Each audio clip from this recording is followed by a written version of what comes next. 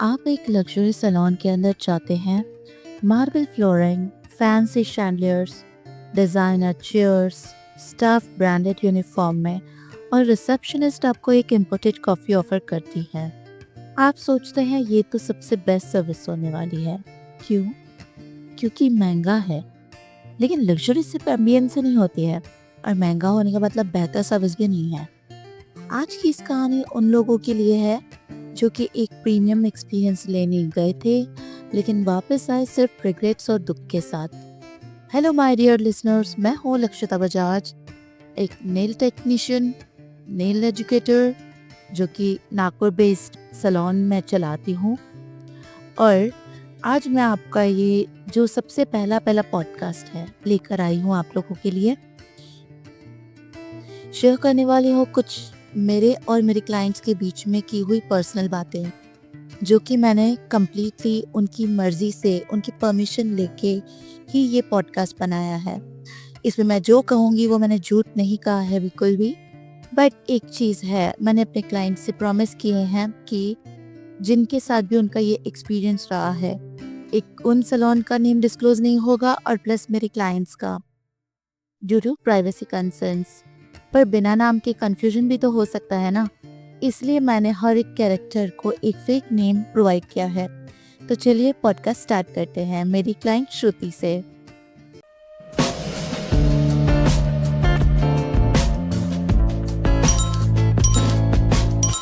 श्रुति ने लोकली किसी nail artist के पास से सर्विस ली, पर उनका एक्सपीरियंस ऐसा रहा कि एक तो उन्होंने पे बहुत ज़्यादा किया, और श्रुति ब्राइड थी, और बीइंग अ ब्राइड हर किसी का ड्रीम रहता है कि बहुत अच्छी वाली सर्विस हम लोग लें, फिर चाहे थोड़ा सा एक्सपेंसिव भी क्यों ना हो, बट थोड़ा सा लग्जरी वाइब्स भी आना चाहिए। इसलिए उन्होंने एक सैलून में बुकिंग करवाई, और वहाँ से जैसे ही वो नेल्स करवा के बाहर निकले, उनके पैरों की पॉलिश चिप ऑफ हो गई। इमीडिएटली पॉलिश चिप ऑफ हो गई। तो वो क्लाइंट गई अंदर और उन्होंने स्टाफ से कंप्लेन की। एक्सपेक्टेड था कि वो उनको फिर से अच्छे से करके देंगे, बट सामने से रिप्लाई क्या आया कि मैम आप सैंडल पहन कर आइए, हम आपको पॉलिश कर देंगे। मतलब कहने का मतलब क्या था ये, कि अभी क्लाइंट को सैंडल पहनकर वापस पॉलिश कर दोगे, पर वो फिर उतारेगी और फिर पहनेंगी, तो फिर वही होगा। क्या श्रुति और उस सैलून का एक नेवर एंडिंग लूप ऐसे ही चलता रहेगा? क्लाइंट को लगता है प्रीमियम सैलून का मतलब होता है लॉन्ग लास्टिंग रिजल्ट्स, पर जो श्रुति को मिला वो था टेम्पररी फिक्स। क्यों ना आप अपने सैलून स्टाफ को अच्छे से ट्रेन करिए, या फिर अगर आप सर्विसेज अच्छी दे रहे हैं, आप हैं वहाँ के सर्विस प्रोवाइडर, तो अच्छी अच्छी सर्विसेज और अच्छे से अपग्रेड कीजिए खुद को। इसमें मे भी हो सकता है कि नेल प्रेप में गलती हुई हो, या फिर गलत नेल फाइलिंग की हो, है कि नहीं? अच्छा, मुझे फाइलिंग से याद आया, मीरा की, मेरी एक क्लाइंट है मीरा, वो भी यहाँ के किसी लोकल सैलून में जाके नेल सर्विस उन्होंने लिया। मीरा का जो एक्सपीरियंस था वो फाइलिंग को लेकर काफ़ी वर्स्ट रहा उस आर्टिस्ट के साथ में। बहुत गंदे तरीके से नेल्स फाइल किए हुए थे, बहुत वीक किए हुए थे। और जैसे कि मीरा मेरे पास आती रहती है, तो मैंने उसके जो एक्सटेंशंस किए थे, तो उनके एक्सटेंशन से मतलब बैक टू बैक एक्सटेंशंस करने के बाद एक टाइम पीरियड रहता है गैप देने का, वो सब फॉलो करने के बाद उनके नेल्स कभी आज तक डैमेज नहीं हुए। मीरा मेरे पास पास्ट 5 ईयर से सर्विसेज ले रही है, बट रिसेंटली मैं अवेलेबल नहीं थी, तो वो किसी और आर्टिस्ट के पास गए। उनके पास उनका एक्सपीरियंस इतना गंदा रहा, वो बोले कि इतना ज़्यादा ओवरफाइल किया। और वाकई में ऐसा था कि मीरा ने जब नेक्स्ट अपॉइंटमेंट मेरे पास लिया कि उनके नेल्स निकल रहे हैं, चिप ऑफ हो रहे हैं और नेल लिफ्टिंग हो रहा है, और नेल्स उन्होंने बहुत एक्सट्रीम फाइल किया हुआ है, मतलब नेल्स में से लिटरली मेरी स्किन दिख रही थी, ये मीरा के वर्ड्स थे। तो मैंने कहा एक काम कीजिए, आप आ जाइए मेरे पास, मैं चेक करती हूँ, मेरे से जो हो पाएगा मैं आपको बिल्कुल सर्विस अच्छा करके दूंगी। वो एक्सेप्ट किए और वो आ गए मेरे पास।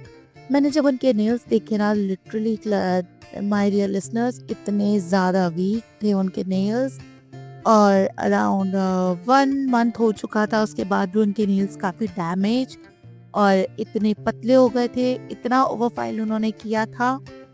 ओवर फाइलिंग तक का तो ठीक है, बट फाइलिंग इतनी ज़्यादा एक्सेस थी कि उनके क्यूटिकल्स तक छिले हुए थे और वो घाव उसमें दिख रहे थे।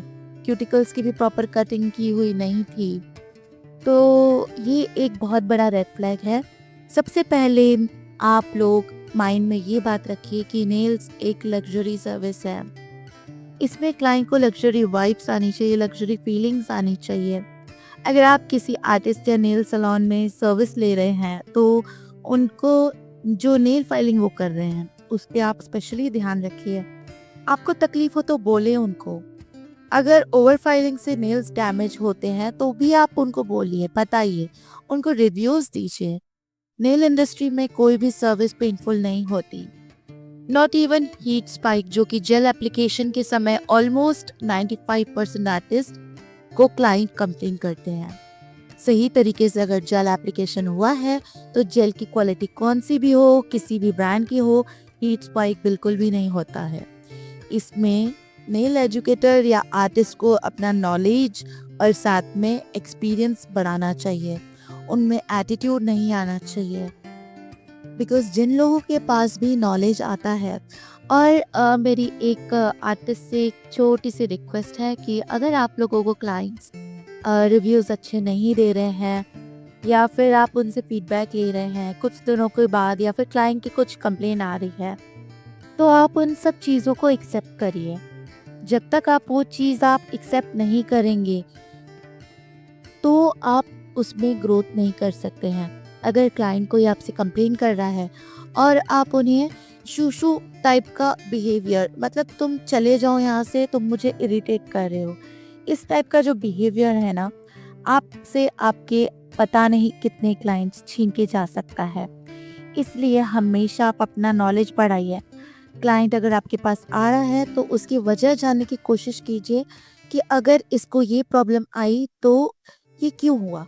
और नेक्स्ट टाइम अगर मैं किसी को ऐसा सर्विस दूँ, तो मैंने जो प्रीवियस एक्सटेंशंस में गलती की, प्रीवियस क्लाइंट को सर्विस देने में गलतियाँ की, वो इस बार नहीं होनी चाहिए।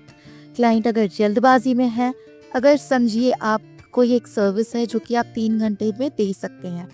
क्लाइंट अगर जल्दबाजी कर रहा है कि मुझे 1 घंटे में, 1.5 घंटे में वो सर्विस प्रोवाइड कीजिए। अगर पॉसिबल नहीं होता है आपसे, तो झूठे प्रॉमिसेस मत कीजिए। क्लाइंट को बोलिए कि आपको 3 घंटे लगेंगे ही, और सर्विस उतनी वैसी है, डेलिकेट नेल्स रहते हैं और फिनिशिंग पे भी फोकस करना पड़ता है। आप क्लाइंट को समझाइए और उनका जितना टाइम आप लगता है आप लीजिए, बट उनको अच्छी सर्विसेज प्रोवाइड कीजिए। देखिए क्या होता है कि अगर आप टाइमिंग थोड़ा सा ज़्यादा देते हैं क्लाइंट्स को, तो भले वो बैठ के बोर होगा या जो भी सिचुएशन होगी उस टाइम पे उनके साथ वो होगा, बट एटलीस्ट जो आपकी सर्विसेज उनको मिलेगी ना, तो उससे वो खुश होकर जाएगा, ना कि दुखी होकर। तो ऐसे में वो और भी लोगों को सजेशन दे सकता है, आपके नेम के रेफरेंसेस वो दे सकते हैं। तो मेरी एक और क्लाइंट थी जिसका नाम था नेहा। मुझे आज भी बहुत अच्छे से याद है कि नेहा ने काफ़ी सैलून्स में से एक्सटेंशंस की सर्विसेज ली है। उनको काफ़ी अच्छा एक्सपीरियंस है। क्लासिक सैलून नाम से एक सैलून है जो कि बहुत पॉपुलर है नागपुर में। वो अपने क्लाइंट्स को जो एक्सटेंशंस और आर्ट्स उनके हैंड पर करने वाले होते हैं, वो उनका फुल एडवांस लेते हैं। प्लस अपॉइंटमेंट की बुकिंग करने के लिए 200 रुपीज़ अमाउंट लेते हैं पर क्लाइंट का, जो कि कम्प्लीटली नॉन रिफंडेबल होता है। उस दिन क्या हुआ कि नेहा अपनी भाभी सिमरन के साथ में अपॉइंटमेंट लिया हुआ था। नेहा की भाभी सिमरन, जो कि एक न्यू मॉम है, उनका 3 मंथ्स का बेबी है। पर सिमरन के भाई की भी शादी थी, तो हर किसी के अपने अरमान होते हैं कि मैं ऐसे सजूंगी, वैसे सजूंगी, XYZ।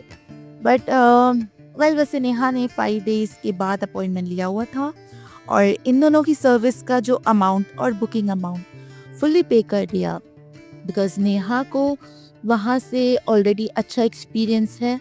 उन्होंने 5 से 6 बार नेल्स करवा चुके थे क्लासिक सैलून से, इसलिए उन्हें काफ़ी अच्छा भरोसा था, तो उन्होंने पे कर दिया।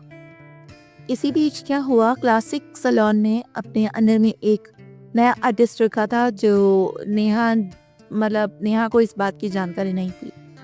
उसने नेहा के नेल्स तो किए, बेसिक नेल शेप्स तक बहुत ज़्यादा गंदे थे, सही नहीं किया था। और इस पे नेहा ने ओनर से कंप्लेन की, तो ओनर ने एटीट्यूड में कहा कि आपको अगर नहीं पसंद आता है ना नेहा, तो प्लीज़ यहाँ पे नेक्स्ट टाइम मत आना बिल्कुल भी। तो नेहा नाराज़ होकर चुप हो गई और उसके बाद उसने ठान लिया कि मैं नेक्स्ट टाइम तो यहाँ पे बिल्कुल नहीं आने वाली। और वैसे करने वाली आर्टिस्ट सिर्फ एक ही थी। तो सिमरन की सर्विस जो अपॉइंटमेंट ली हुई थी, नेहा के अपॉइंटमेंट के बाद में थी। और जैसा कि नेहा की अपॉइंटमेंट कंप्लीट होने में हाफ एन आवर का टाइम था, तो उसके बाद सिमरन का अपॉइंटमेंट था। किसी बीच तब तक सिमरन ने नेहा को कॉल करके बताया, अचानक से कॉल किया था कि बाबू की तबीयत बहुत बिगड़ गई है, उसको फीवर आ रहा है और बहुत रोते जा रहा है। आप अपॉइंटमेंट डिले करवा दो मेरा बोलकर उनसे, या तो फिर कैंसिल करवा दो और रिफंड ज़रूर लेना।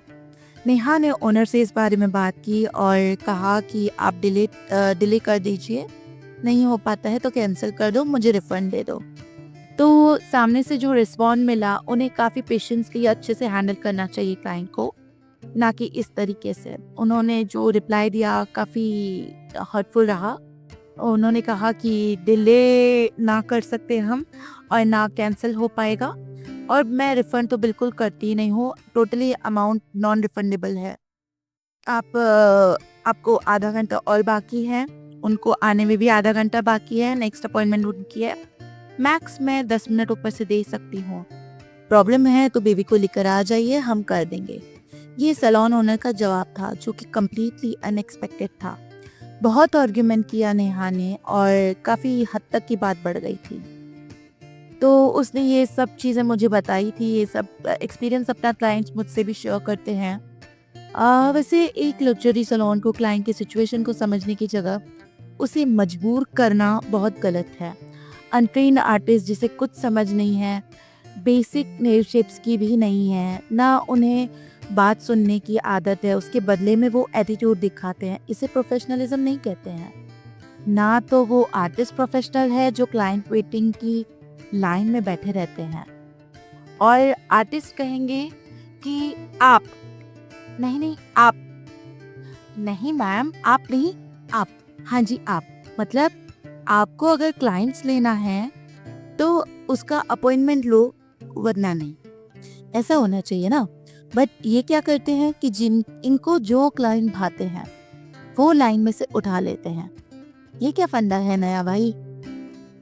आ, ऐसी मेरी एक क्लाइंट थी सोनिया, जो कि वर्किंग वुमन है और जॉब की वजह से उनका शेड्यूल काफ़ी टाइट है और बहुत ही मुश्किल से वो टाइम निकाल कर आती है मेरे पास।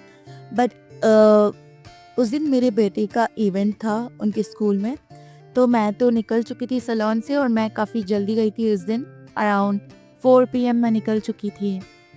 तो सोनिया ने कहीं और अपॉइंटमेंट लिया, तो वो सैलून में जैसे ही वो सोनिया गई, तो उन वहाँ पे पहुँचते ही रिसेप्शनिस्ट उसको बोली, सॉरी मैम मैं आपका अपॉइंटमेंट कैंसिल कर चुकी हूँ। सोनिया लाइक सोच रही थी कि एकदम से ये क्या हो गया, और जब सोनिया ने साइड में जो नेल आर्टिस्ट के टेबल हैं उन्होंने देखा, तो वहाँ पे 4 आर्टिस्ट बैठने की सीट है। तो वहाँ पे 3 आर्टिस्ट प्रेजेंट है, 1 एब्सेंट है। सोनिया ने कहा मुझे कल वेडिंग पर जाना है। एंड मोमेंट में मैं कहाँ जाऊँगी, अपॉइंटमेंट आपसे ऑलरेडी लेके रखा हुआ था, आपसे नहीं होता था तो स्लॉट आपने मेरा बुक ही क्यों किया। अभी लास्ट मोमेंट पे मैं कहाँ जाऊँगी, कौन मेरी अपॉइंटमेंट लेगा, मैं क्या करूँगी। आप एटलीस्ट एक कॉल कर सकते थे मुझे। अब एक काम कीजिए, ये 3 लोग बैठे हैं, आप इनमें से किसी को बोल कर करवा दीजिए प्लीज़। तो उन्होंने कहा सॉरी मैम, आपकी अपॉइंटमेंट ऑलरेडी कैंसिल कर चुकी हूँ मैं। तो इस पे सोनिया ने बोला कोई प्रायर कॉल नहीं, कोई एक्सप्लेनेशन नहीं, सिर्फ एक सॉरी बोल के अपॉइंटमेंट कैंसिल हो जाता है क्या? एडवांस पेमेंट तो आप बराबर लेते हैं। जब सोनिया ने आर्ग्यूमेंट किया तो रिप्लाई आया, मैम लग्जरी मतलब पेशेंस भी होता है। मतलब कुछ भी, क्लाइंट का टाइम इम्पोर्टेंट नहीं है, बस सैलून का कन्वीनियंस मैटर करता है ना। माय डियर आर्टिस्ट, अगर आप किसी के अपॉइंटमेंट कैंसिल करते हैं एटलीस्ट आप उन्हें पहले बता दीजिए। अगर आप एडवांस बुकिंग लेते हैं, प्रायर कॉल पे ही आप अपॉइंटमेंट फिक्स करते हैं, प्रायर बेसिस पे क्लाइंट्स को बता भी दीजिए ताकि उनका भी टाइम वेस्ट ना हो, ना आप लोगों के आपसी रिलेशंस बिगड़े। तो बेटर है कि पहले ही आप सामने बता दीजिए कि आप अवेलेबल नहीं हैं, या जो भी आपको प्रॉब्लम है आप क्लाइंट के साथ बैठ के सॉर्ट कर सकते हैं। या फिर आपके जो कोई फ्रेंड्स होंगे, कोई अच्छे आर्टिस्ट होंगे, तो आप उनकी तरफ आप अपने क्लाइंट्स भेज सकते हैं ताकि दिक्कत ना हो। तो इतनी सारी अगर बातें खुली है तो मैं अपना भी एक पर्सनल एक्सपीरियंस बिल्कुल शेयर करना चाहूँगी आप लोगों के साथ में। अम, आप लोगों के भी खुद के कुछ पर्सनल एक्सपीरियंस रहे होंगे, मुझे आप कमेंट सेक्शन में बता सकते हैं और मैं उन्हें सुनना बहुत पसंद करूँगी। तो अब मैं आपको यहाँ पे अपना पर्सनल एक्सपीरियंस बताना चाहूँगी कि जब मैं खुद नागपुर में नहीं थी, मुझे आज भी बहुत अच्छे से याद है कि लास्ट ईयर मैं भुवनेश्वर गई हुई थी मेरी कज़न सिस्टर की वेडिंग पे। तो मैं यहाँ पे अवेलेबल नहीं थी और ना ही मैंने कुछ स्टेटस वगैरह रखा था, ना मेरे पास उस टाइम पे कुछ बुकिंग्स थी, तो मैं फ्री थी। तो इससे क्या हुआ, मैंने किसी क्लाइंट को बताया नहीं, ना मैंने स्टेटस शेयर किया, तो इससे बहुत मुझे प्रॉब्लम फेस करना पड़ा। क्लाइंट्स की बुकिंग आती रही, बट मैं किसी की कॉल वगैरह रिसीव नहीं कर पाई, ना मैं किसी को मैसेज का रिप्लाई दे पाई, बिकॉज़ मैं अपनी सिस्टर की वेडिंग में बिज़ी थी। यहाँ पे मैं अपनी क्लाइंट नैना का एक्सपीरियंस शेयर करने वाली हूँ। नैना मेरी रेगुलर क्लाइंट है और काफ़ी टाइम से मेरे पास आती हैं। तो उस टाइम पे मैं अवेलेबल नहीं थी, यहाँ पे भुवनेश्वर गई हुई थी। तो उस टाइम पे वो मुझे बार-बार कॉल कर रही थी, but as you know wedding में काफ़ी ढोल नगाड़े बजते हैं, तो हम भी वहाँ पे बहुत बिज़ी थे, नाच रहे थे, तो मैं उनका कॉल रिसीव नहीं कर पाई। मैं उनके कॉल को कट करते जा रही थी और मैंने उनको मैसेज भेज दिया। तो फ्री होके जैसे ही मैं फ्री हुई, उसके बाद में मैंने उनको कॉल किया। मैंने बोला, हाँ नैना बोलिए, आपको क्या प्रॉब्लम थी, कुछ ज़रूरी था? तो उन्होंने बोला कि दी मुझे आपसे अपॉइंटमेंट लेना था और प्लीज़ आप मेरा कल का अपॉइंटमेंट ले लीजिए ना, मेरे भी कज़न की वेडिंग है, मुझे वहाँ पे जाना है। मैंने बोला, नैना सॉरी टू से बट मैं भुवनेश्वर में हूँ, अभी नागपुर में अवेलेबल नहीं हूँ और मैं आपकी अपॉइंटमेंट नहीं ले पाऊँगी, बिल्कुल पॉसिबल नहीं है। तो उन्होंने कहा कि क्या आपकी कोई स्टूडेंट है जो कि मुझे सर्विस प्रोवाइड करे, या फिर आपकी कोई फ्रेंड्स जो फेलो आर्टिस्ट होंगे कुछ, जो मुझे सर्विस दे सकें, या फिर होम सर्विस भी चलेगी। कोई हो तो प्लीज़ आप मुझे सजेस्ट कीजिए, या फिर अगर आपके पास पर्सन्स होंगे तो भी आप मुझे बता सकते हो। तो मेरे पास तो कुछ पर्सन्स उस टाइम पे अवेलेबल नहीं थे, तो मैंने उनको मना किया कि पर्सन्स तो मेरे पास नहीं है।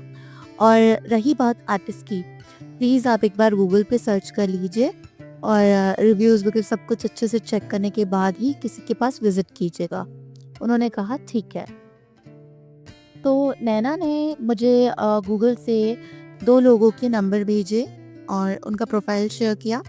बोला कि ये वाली जो आर्टिस्ट है, यूनिक नेल्स वाली ले रही है 3000 रुपीज़, बेसिक एक्सटेंशंस चाहिए मुझे और कुछ नहीं। और जो दूसरी है एस्थेटिक वाली मुझसे चार्ज कर रही है 700। तो मुझे किसके पास जाना चाहिए? मैंने कहा मैम देखिए, आपका बजट जितना है आप उसके अकॉर्डिंग ही आप देखिए, पीछे बैकग्राउंड आप उनका सर्च कीजिए, चेक कीजिए उनका वर्क कैसा है, क्या है, उसके बाद ही आप किसी के पास अपॉइंटमेंट लीजिएगा और डिसीजन टोटली आपका है। तो उन्होंने कहा ठीक है, मैं देखती हूँ। और हुआ वही जैसे बाकी के लोग करते हैं, सस्ती सर्विस देख के उनके पास चले जाते हैं। हो सकता है यहाँ पे यूनिक नेल्स वाली जो 3000 चार्ज कर रही थी, उनकी सर्विसेज गंदी हो, चार्ज ज़्यादा हो, या हो सकता है कि जो 700 चार्ज करने वाली एस्थेटिक नेल्स वाली थी, उनकी सर्विसेज अच्छी हो बट चार्जेस कम हो, सिचुएशन कुछ भी हो सकती थी। तो नैना ने चूज़ किया कि 700 वाले नेल्स, और वैसे भी उनको बेसिक चाहिए था तो वो उनके पास चली गई। तो नैना ने मुझे बताया कि अभी मुझे नेल्स करवा कर 8 डेज़ भी नहीं हुए हैं। आप देख सकते हो दीदी, मेरे हैंड से सारे नेल्स निकल गए हैं। सिर्फ ये 2 फिंगर्स के बच्चे हैं। तो मैंने देखा हाँ सीरियसली, और उनके नेल्स भी काफ़ी गंदे तरीके से फाइल किए हुए थे, डैमेज हो चुके थे ऊपर से ओवर फाइलिंग की वजह से। और न्यू ग्रोथ और जो प्रीवियस ओवर फाइल्ड नेल है उसके बीच में बहुत डिफरेंस दिख रहा था, डेंट के जैसा वो क्लियरली विजिबल था। तो मैंने नैना से एक्सपीरियंस पूछा कि आपका एक्सपीरियंस कैसा रहा 700 वाले के पास में। तो उन्होंने कहा कि मेरा एक्सपीरियंस बहुत ज़्यादा गंदा था। उन्होंने जो इंडेक्स फिंगर पे नेल लगाया वो पूरा, और मेरे को फुल कवर का नेल करके दिया जिसको हम लोग प्रेसॉन्स कहते हैं। प्रेसॉन्स नेल्स चिपका के दिए उन्होंने, उसको वो जेल एक्सटेंशंस बोल रही थी। फुल कवर नेल था तो इसलिए वो क्यूटिकल एरिया में घुस गया था, और क्यूटिकल्स उन्होंने प्रॉपरली कट नहीं किए थे तो इस वजह से वो बहुत पेनफुल था उनके लिए। तो नेल्स का पहले एप्लीकेशन प्रॉपर नहीं हुआ तो उन्होंने बोला मैम थोड़ी सी प्रॉब्लम होती है। तो नैना चुप करके बैठ गई, ओके बोल के चुप करके बैठ गई। तो फिर क्लाइंट जो आर्टिस्ट थी उन्होंने उसी के ऊपर जेल का एप्लीकेशन किया। तो नैना बोली कि आप फुल कवर नेल के ऊपर जेल कैसे लगा सकते हो, इसके ऊपर जेल नहीं लगता है ना। तो उन्होंने बोला मैम मेरी प्रोसीजर अलग है, लक्षिता की प्रोसीजर अलग है, प्लीज़ आप मुझे मेरा स्टेप्स फॉलो करने दीजिए। वो फिर चुप करके बैठ गई, ठीक है आप कीजिए अपने अकॉर्डिंग।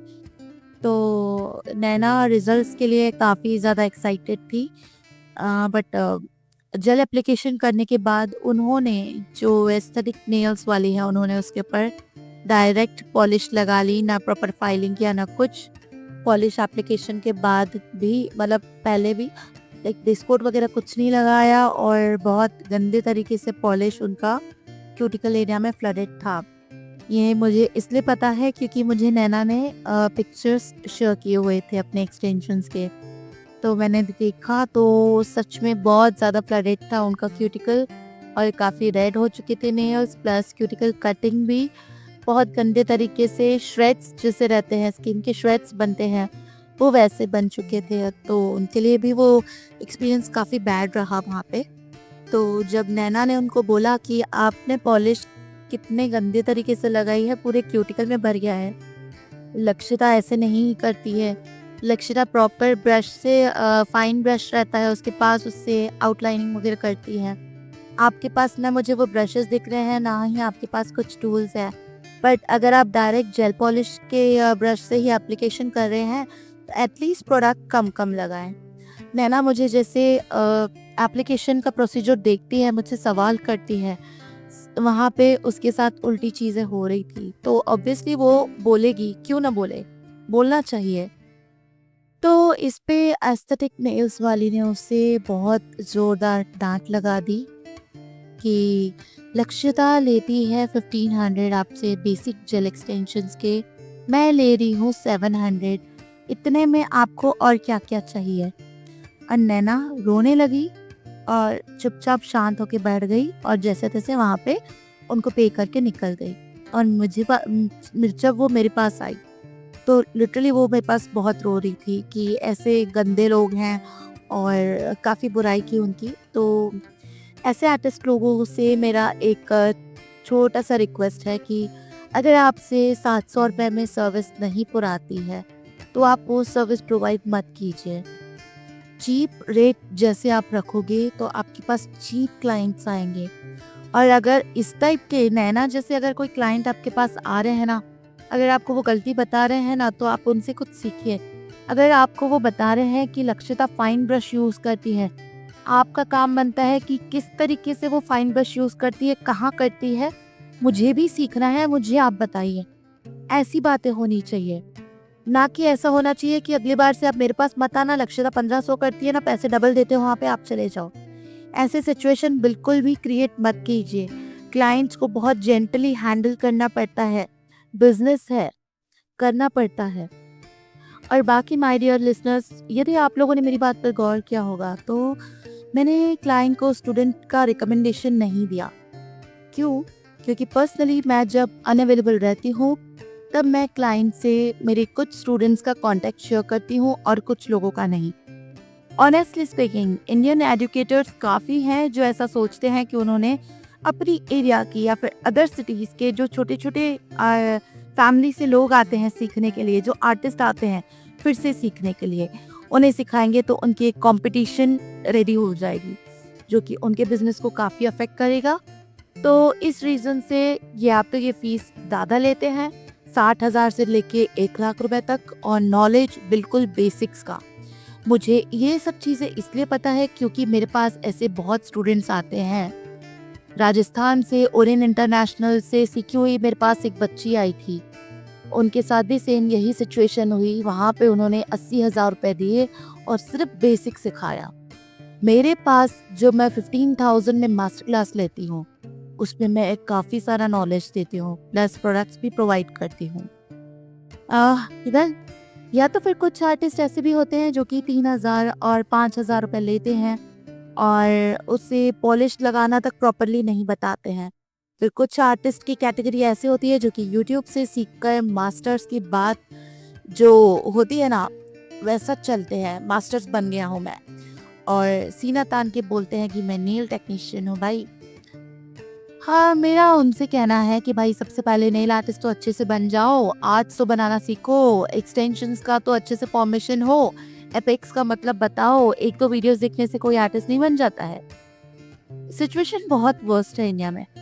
ऐसे स्टूडेंट्स जो किसी को बताने के लिए कतराते हैं कि उनके एक्चुअल गुरु कौन है, लाइक बता दिया तो मेरे हाथ से ये निकल जाएगा, मेरा पैसा उधर चला जाएगा, या तो मेरी मैम ने मुझे बहुत अच्छा नॉलेज दिया और मैं इसे वहाँ पे भेजूंगी तो ये भी बहुत अच्छा सीख के आएगी, मेरे पास आएगी तो कम से कम मैं उसको कम सिखाऊंगी, मेरी कंपटीशन भी रेडी नहीं होगी और मेरा पैसा भी निकल जाएगा। या तो एक काम करती हूँ, इसे कहती हूँ कि मैं दिल्ली से या तो फिर दुबई से सीख के आई हूँ, बता देती हूँ। कहाँ जाएगी दिल्ली में, इतना बड़ा है दिल्ली, दुबई जाने के पास तो इसके पास पैसे हैं नहीं। आखिर में तो इसे वापस मेरे पास ही आना है, बिकॉज मेरा वर्क काफ़ी अच्छा है और ये मेरे वर्क से काफ़ी इम्प्रेस भी है। तो यहाँ पे मेरे कहने का मतलब ये है दोस्तों कि क्लासेस ज्वाइन करते समय आप लोग मेरे वीडियोस देख के आते हो, मेरे रील्स देख के आते हो, उन पे कमेंट्स करते हो, वाह मैम आप बहुत अच्छा सिखाते हैं। वही स्टूडेंट्स सीखने के बाद एक रिव्यू तक नहीं देते हैं। वीडियो रिव्यू तो बहुत दूर की बात है। और मेरे कुछ स्टूडेंट्स अपने क्लाइंट्स या फिर स्टूडेंट्स के पीछे पड़ के अपनी प्रोफाइल अच्छा बनाना चाहते हैं, और ये उन्हीं लोगों में से हैं जो बहुत पीछे पड़ जाते हैं कि मुझे रिव्यू भेजो, मुझे रिव्यू भेजो, मुझे अपना प्रोफाइल अच्छे से बढ़ाना है, मेरे स्मॉल बिजनेस को सपोर्ट करो। और वो यही सोचेंगे मेरे लिए कि मैं इनको रिव्यू क्यों दूं, ये सिखाने का इसने पैसा तो लिया है ना। ऐसे सोचने वाले बहुत हैं, और या तो फिर मेरी चापलूसी करने वाले बहुत से मेरे स्टूडेंट्स हैं। ऐसे स्टूडेंट्स का नाम मैं बिल्कुल भी अपने क्लाइंट्स को सजेस्ट नहीं करती हूँ। मेरा नेचर ऐसा है कि नागपुर के मनीष नगर में भी अगर कोई मेरी स्टूडेंट है ना, मैं जरीपटका में अगर बैठी हूँ, मेरे पास कोई इंक्वायरी आती है मनीष नगर से, मैं सीरियसली उन लोगों को यही कहती हूँ कि आप मेरी स्टूडेंट है, वहाँ से सीख लीजिए, उनके पास आपको सारी चीज़ें मिल जाएगी। कुछ दिक्कत हो तो मेरी बात करवा दीजिएगा। मैं उन लोगों में से हूँ, ना कि मैं किसी को अपने कॉम्पिटिटर समझ के उनके साथ कंपटीशन में लग जाती हूँ। मेरा नेचर ऐसा नहीं है। मेरे स्टूडेंट्स ऐसा सोचते हैं कि कौन गुरु, कोई गुरु नहीं है मेरी लक्ष्यता। और वैसे भी मैं इस गिव एंड टेक के ज़माने में मैं गिवर ही क्यों बनूं। जेन्युइनली मेरे कुछ स्टूडेंट ऐसे हैं जिनका गुरु बनना सच में मेरा सौभाग्य रहा है। मैं ऐसे स्टूडेंट्स को उनकी परमिशंस और इनके टाइम्स लेकर अपने क्लाइंट को बताती हूँ कि मैं यहाँ पे अवेलेबल नहीं हूँ और आप मेरे स्टूडेंट के पास जा सकते हैं, और उसके बाद ही मैं नंबर्स एक्सचेंज करती हूँ। मेरे स्टूडेंट्स को मुझसे सीखे चाहे कितने भी महीने साल हुए हों, पर आज भी अगर कोई उन्हें परेशानी होती है, एक कॉल आता है और उन्हें मैं सॉल्यूशन, सजेशन और आइडियाज़ देती हूँ। मेरे से जो क्लोज हैं वो ये सब चीज़ें भली भांति जानते हैं। ये बात मेरे स्टूडेंट्स बहुत अच्छे से जानते हैं। जो मेरे स्टूडेंट्स सुन रहे हैं उनको मेरा ढेर सारा प्यार, ब्लेसिंग्स और सपोर्ट। अगला पॉडकास्ट मैं जल्दी अपडेट करूँगी। आप मुझे मेरे Instagram account tempting nails by Lakshara Bajaj पर फॉलो कर सकते हैं। मेरा पॉडकास्ट सुनने वाले लिसनर्स को ढेर सारा प्यार और शुक्रिया। शुक्रिया करके मैं इस पॉडकास्ट को विराम देती हूँ। मिलते हैं अगले पॉडकास्ट में। Till then bye bye.